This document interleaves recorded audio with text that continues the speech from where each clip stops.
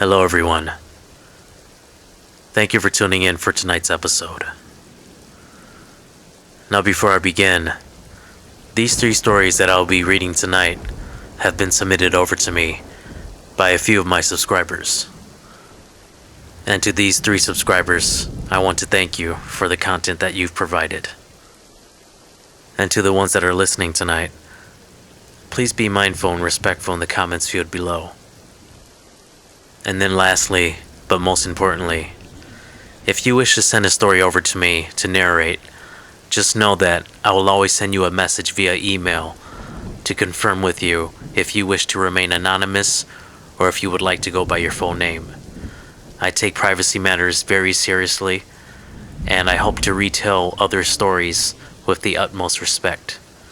And if need so, I can always add on or change details slightly within your story upon request. So I want to thank each and every single one of you who has supported me from the beginning up till now. It has been quite a journey so far already, and I can't believe that I'm in the 2,000 plus subscribers mark. It just blows my mind. You guys don't even know. But without further ado, let's get on with the stories. Number 1.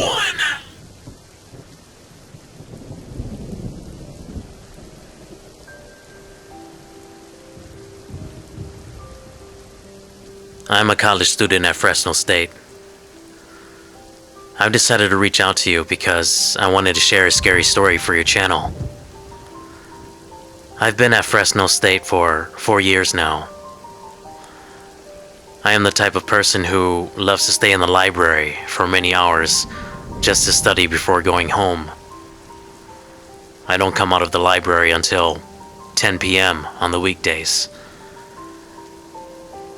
I would often be walking out alone from the library, passing many old buildings on my school campus.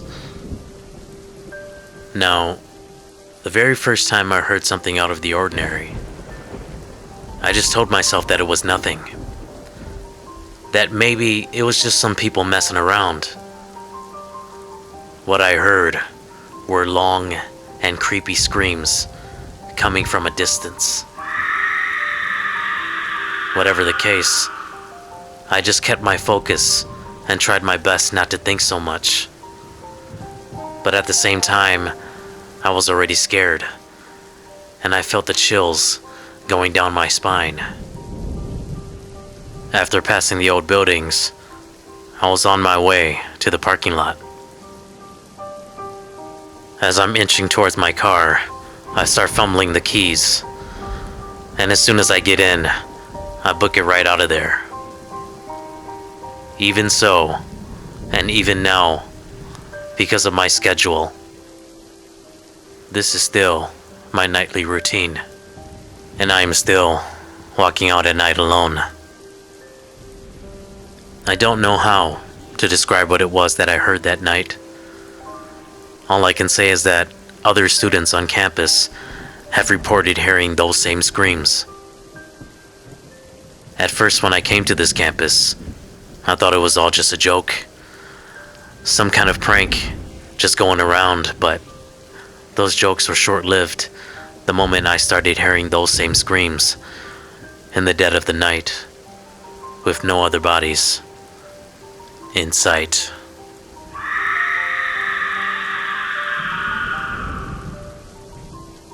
Number 2.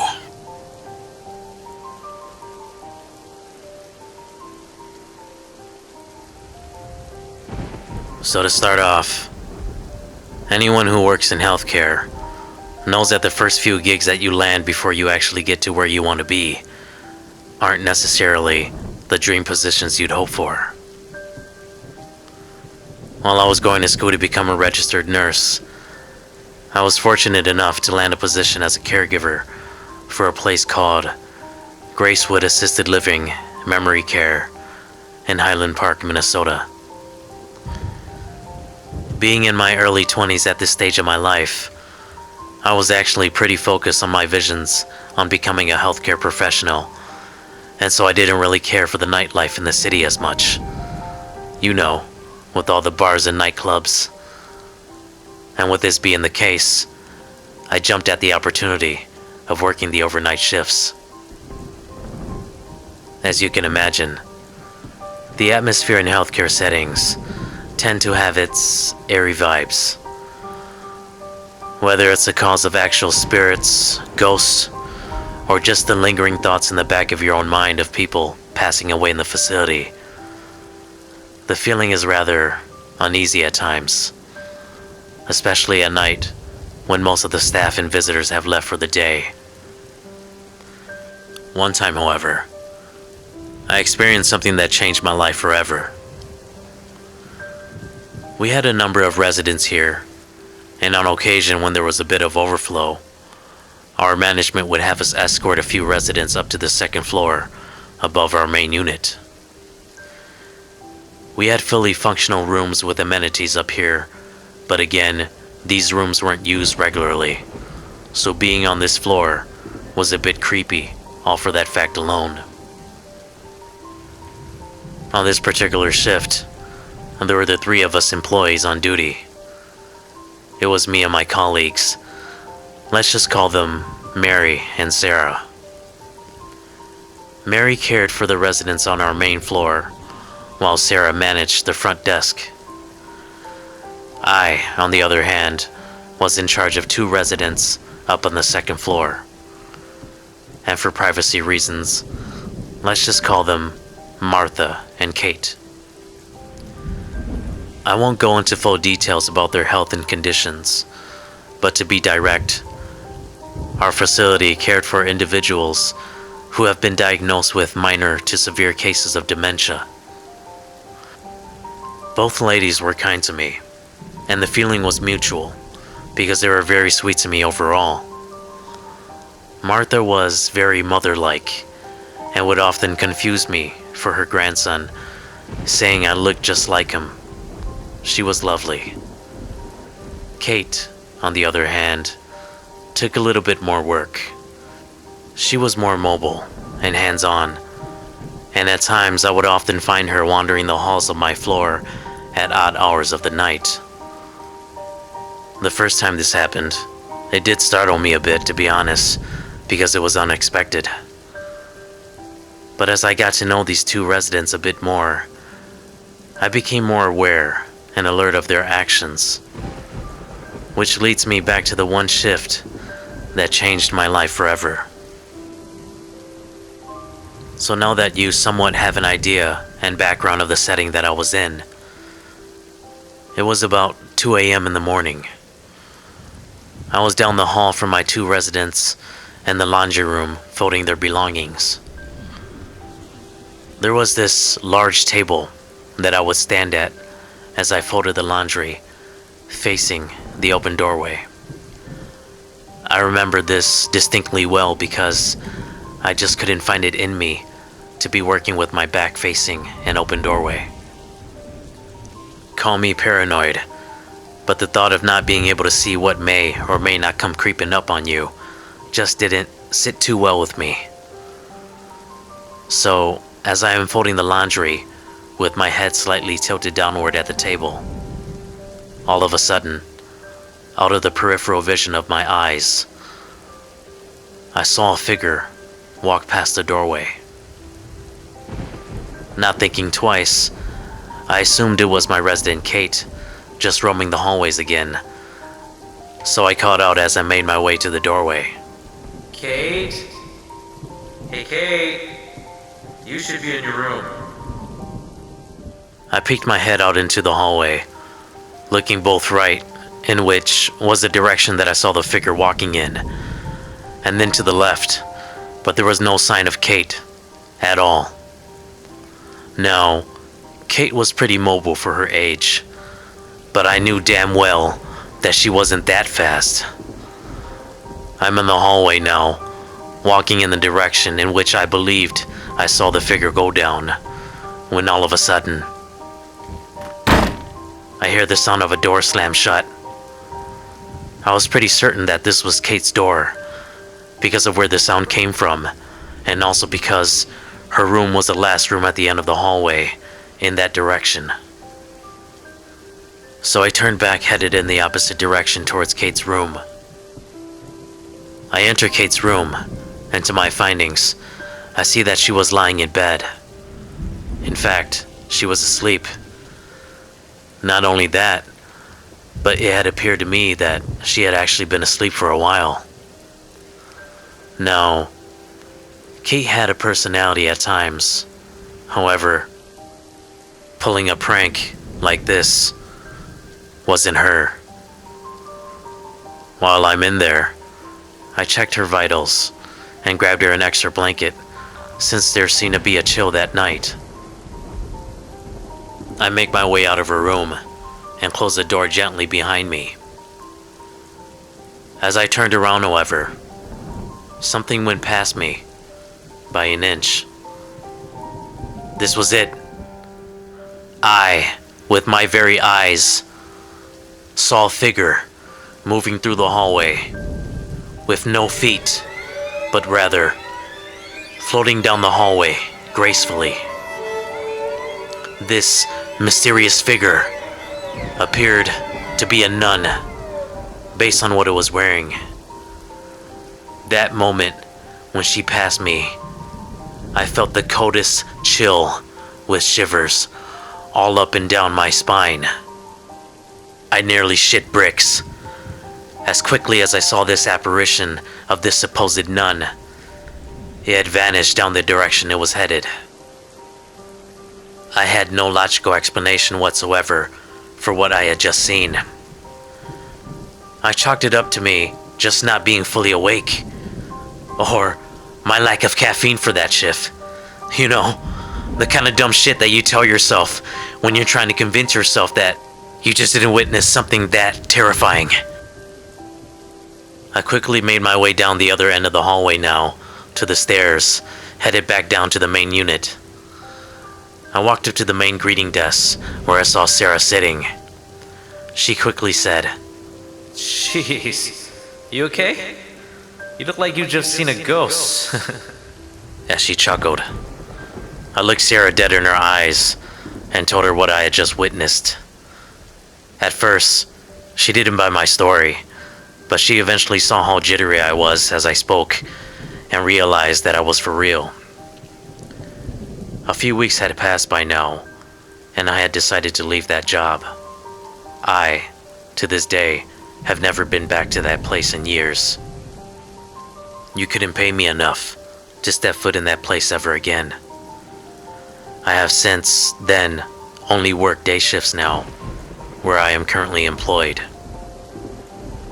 These kinds of experiences are the ones that you never really forget about. Regardless, I still love my profession as a nurse. Number 3.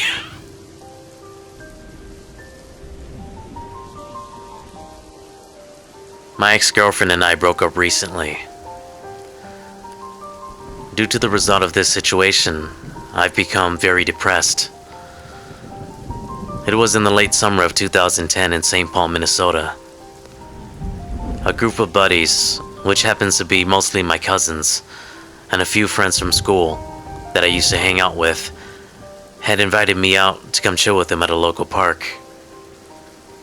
This park was known as Phelan Regional Park, and if you're from Minnesota, living in the Twin Cities, we just call it Phelan Lake. Out of the group of guys that I used to hang out with, one of them had a cousin that I knew was pretty into me for like the longest time.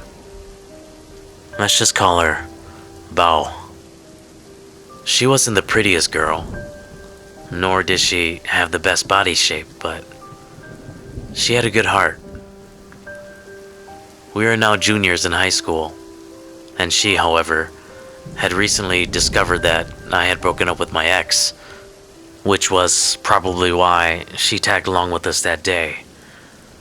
Whatever the case, neither of us knew of the events that would take place that day. So again, this is 2010. All of us were rocking the flip phones, and riding bikes were our only form of transportation. But back to the park. The park had a building built on the bottom of a hillside. I don't quite remember what it was, but I believe it was a boat rental. Not sure which part of the park it was. All I can remember was that it was next to a parking lot.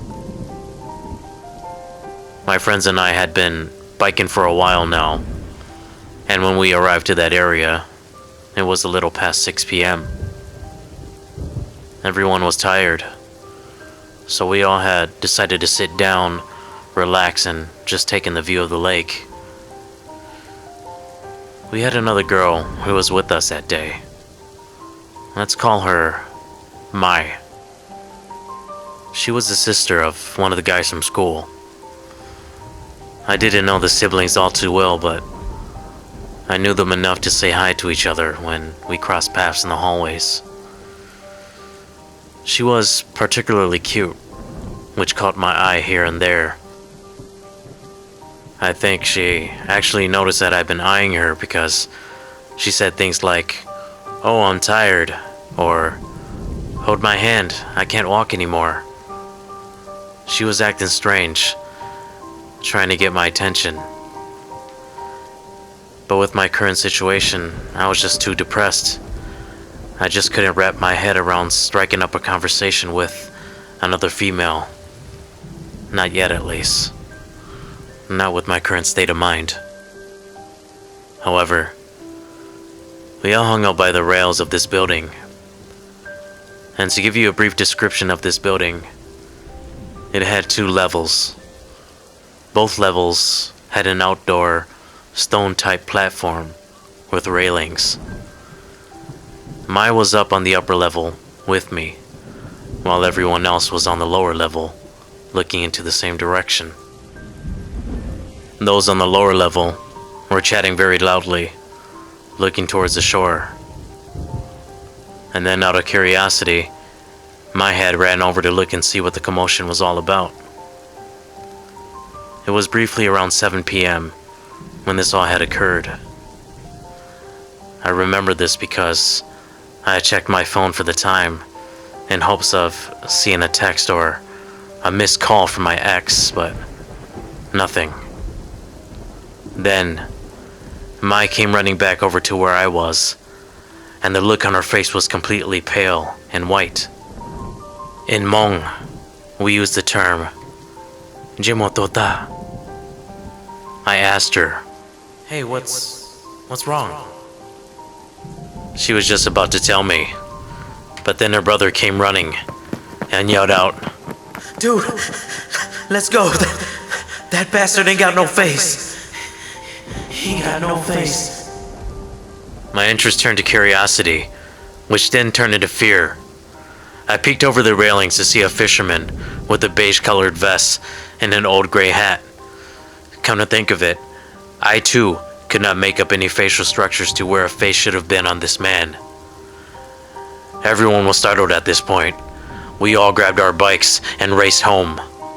Fortunately, for the crew I was with at least, they were all from the same neighborhood and had all headed in one direction together.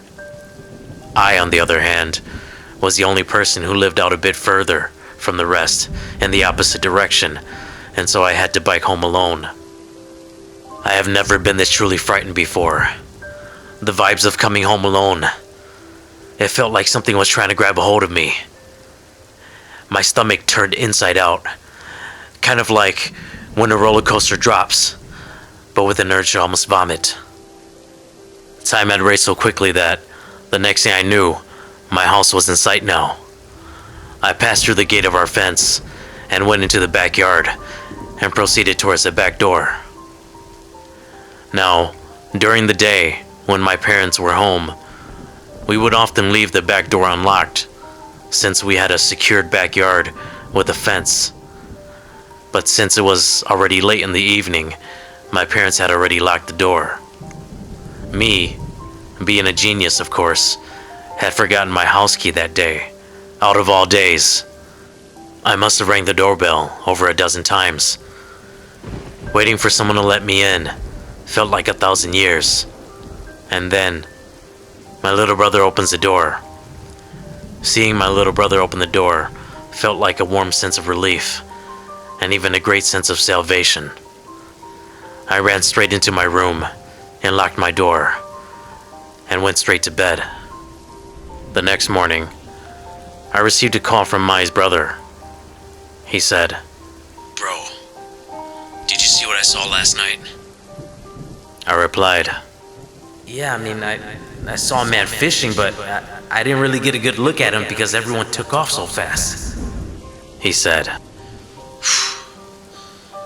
"Lucky you, dude. I know what I saw, and what I saw wasn't human.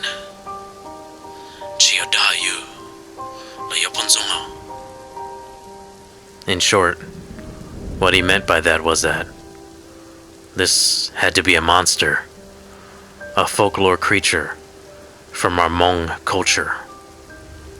Now, I won't go into full details as far as the origin and the history of this creature, because I don't know it. But a Bonzong is known as a Hmong folklore creature that is able to shapeshift into various forms. So to get back to the story, I replied, Dude, I'm pretty sure what you think you saw was just a fisherman. I had my reasons of skepticism, but in reality, I just didn't want to believe that something like that was really true. I just wanted to brush it off because, in my head, I just wanted to forget that this event even took place. And then, of course, I was still depressed about my breakup with my ex. He then went on to tell me that both his sister Mai and the other girl Bao had gotten, well, in Hmong we say, le dochua. But in English, this would be translated to sleep paralysis. Mai and Bao claimed that they both saw dark figures in their rooms that same night.